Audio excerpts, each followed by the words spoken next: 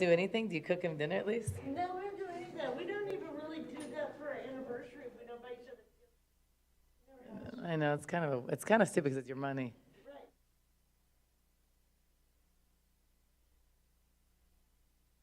Right. Like a lot of it's for like well not political.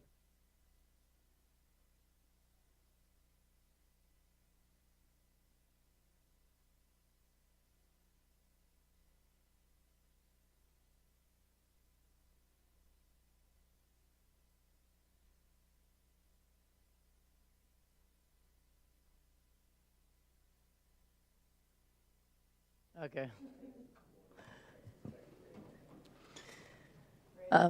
Yeah, I'll start off by saying glad to be back home. I'm glad that we got home the other day from Stillwater because it was freezing and it was like we're not, being from Arizona, we're not used to all the cold. But changed airports, got derouted, got back really late. But it was, tough, obviously, game on the road. Played against a good team, and glad to be back home. So hopefully we can get some wins at home. I think that, we're playing a really good team on Sunday, so we have a really good opportunity for something special. So just want to kind of get back and play a little bit better. We might be a little bit shorthanded, but we'll see. We don't know yet.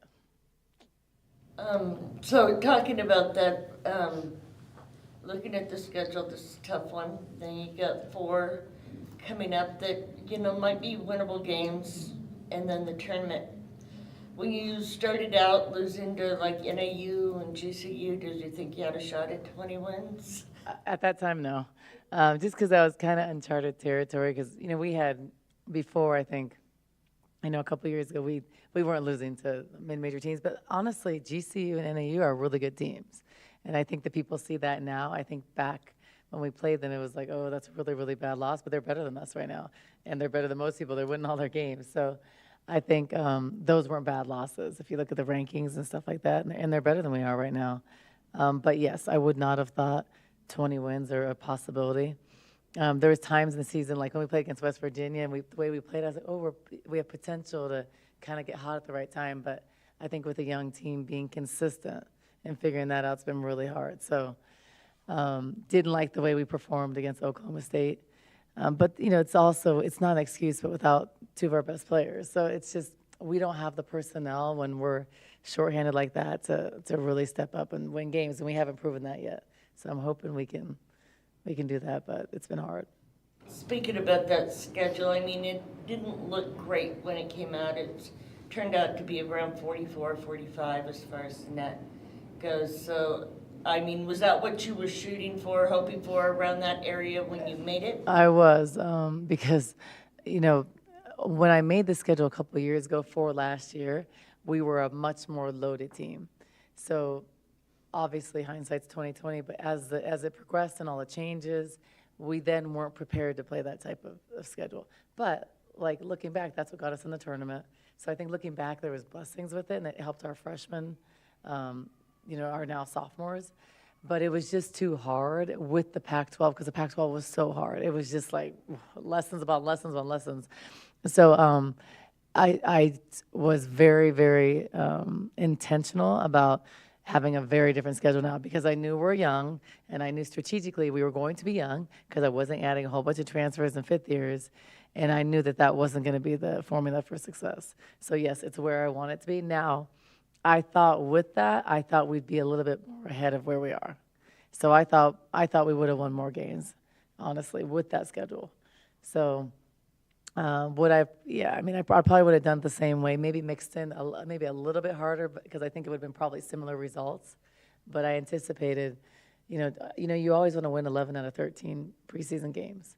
So I anticipated a few more wins, and but I think it's right where we need it to be for who we are and our personnel. Yeah, when you look at Maddie Connor on tape, what growth do you see in her game from when she was here with you? We definitely helped her get better. I think she was here 2.5 years. She came as a gray shirt, and she improved. And I think that now she's experienced. She's a senior. She's in the right system, and she's playing really well.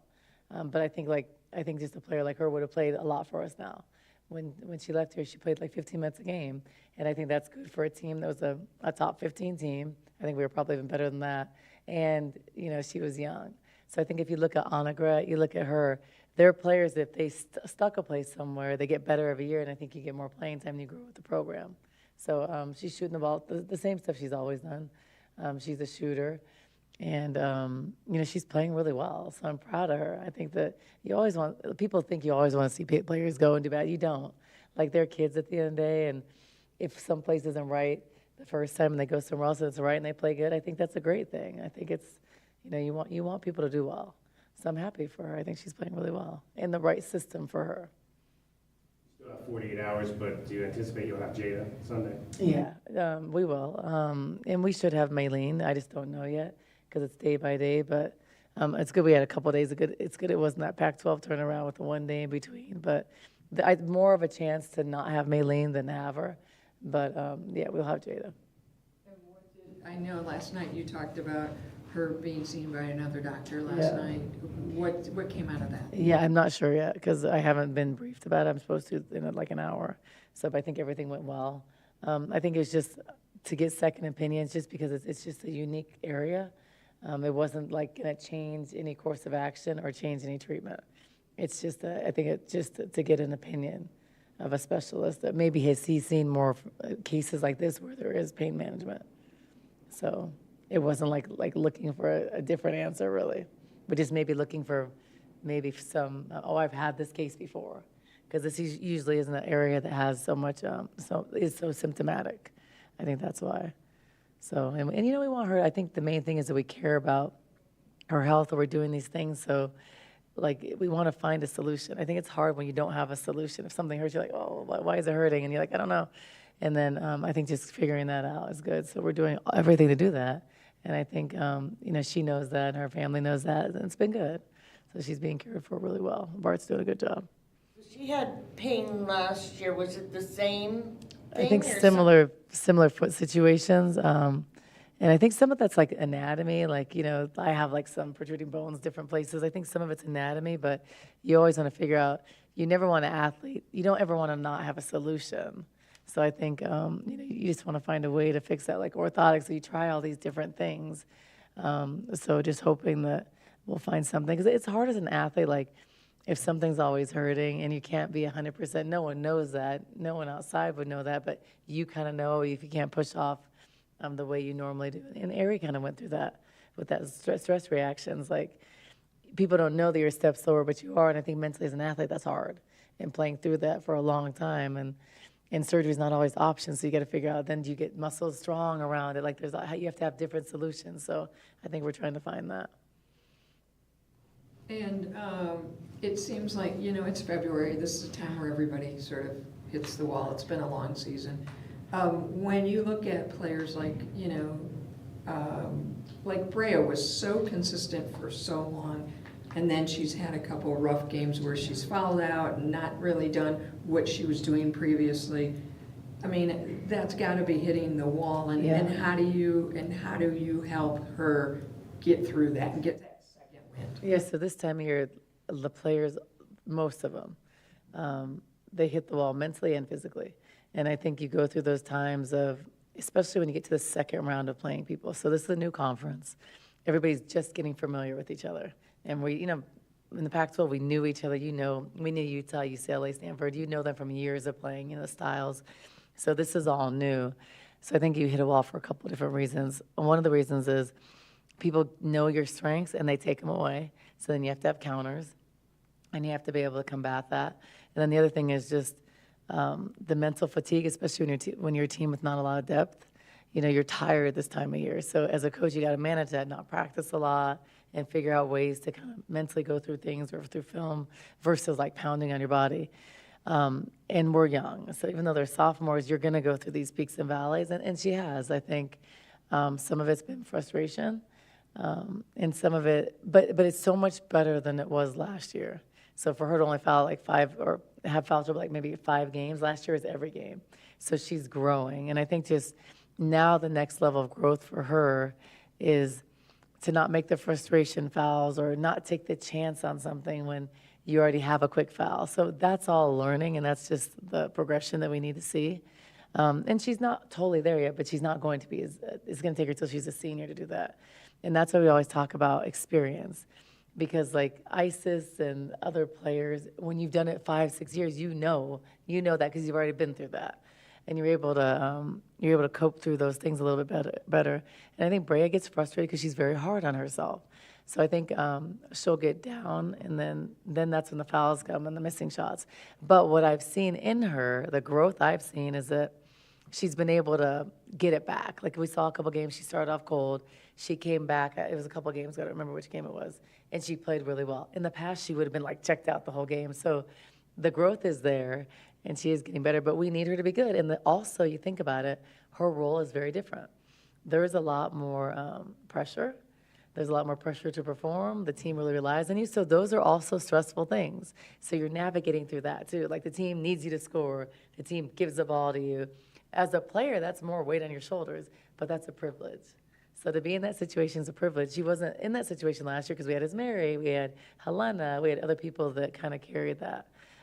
So her growth is going to be even more the next year because she's going to have all these feelings. She's navigated some of that, so she'll be even better. But just continuing to teach her to be smart in certain situations, to be disciplined, and those are things that it takes time. And we're seeing that with all of our young players, not disciplined with little things, her, Sky, Jada, those little mistakes in the discipline, it happens, and that's experience. So it's work in progress. For her, it seems like the problems, it's not even necessarily the fouling out, it's those early fouls that make her sit for a long time. And then she's sitting frustrated.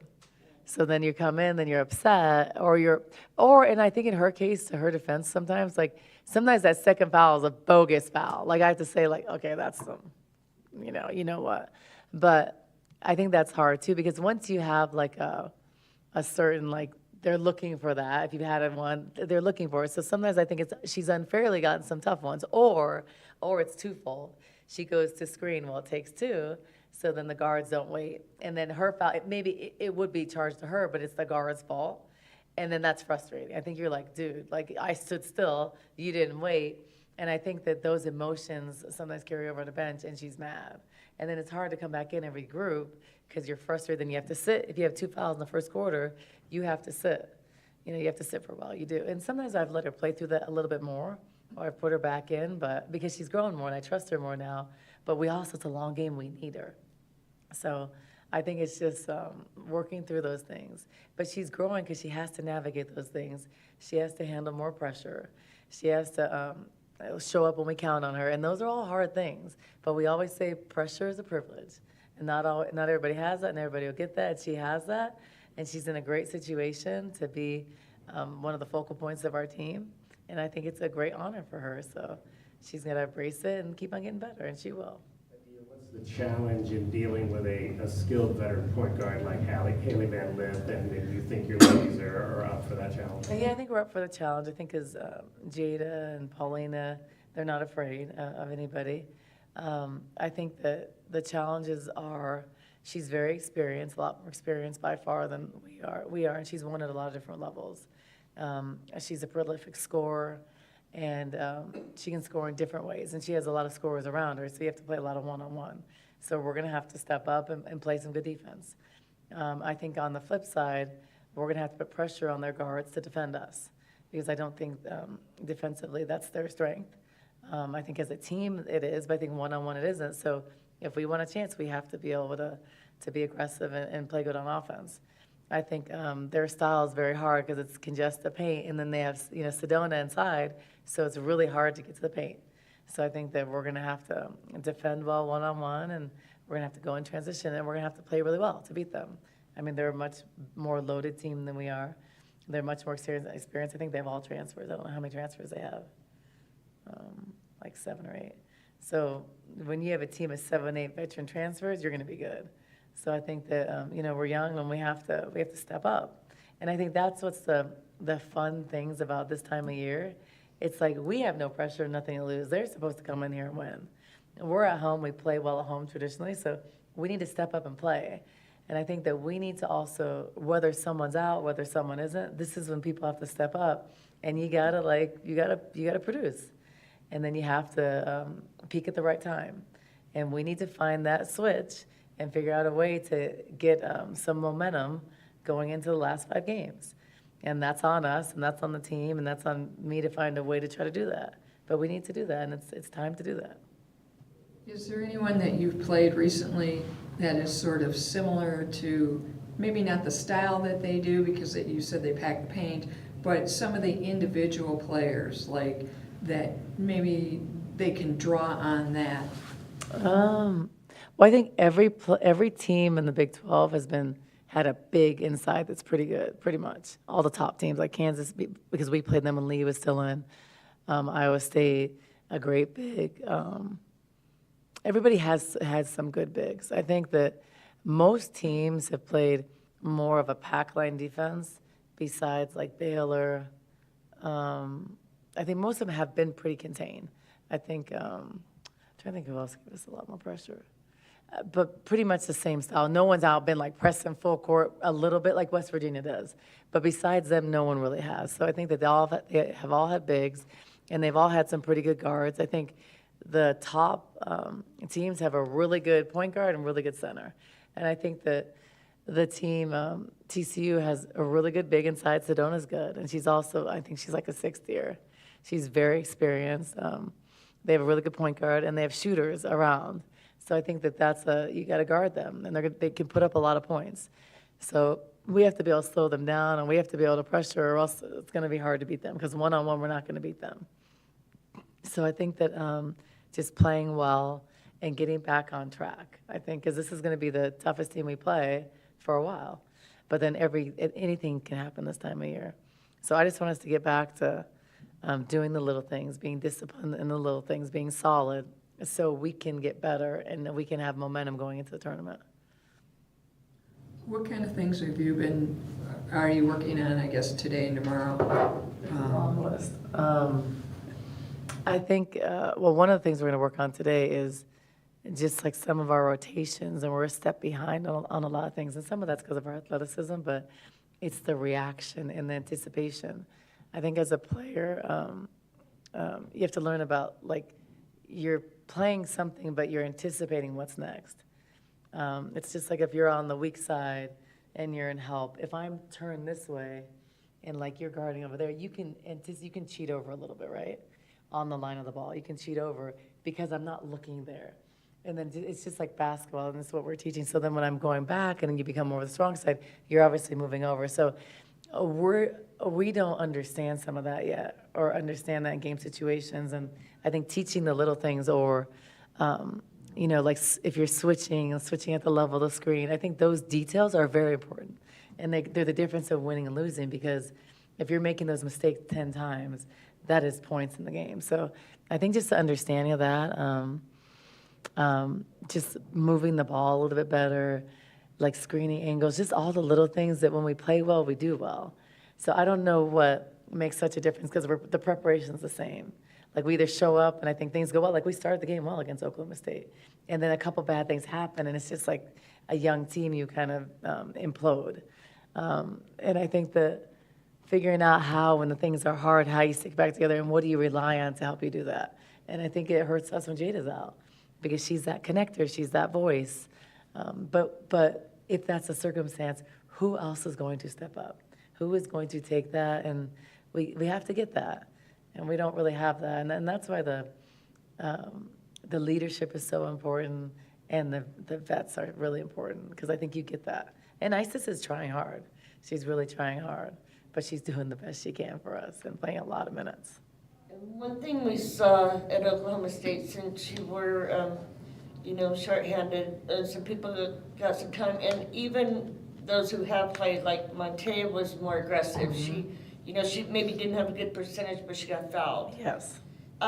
So what do you take from that to show them, like her and Kat, had some good playing time? Yeah, so those are wins for us. So, like, that's a win, because Montea has to do that.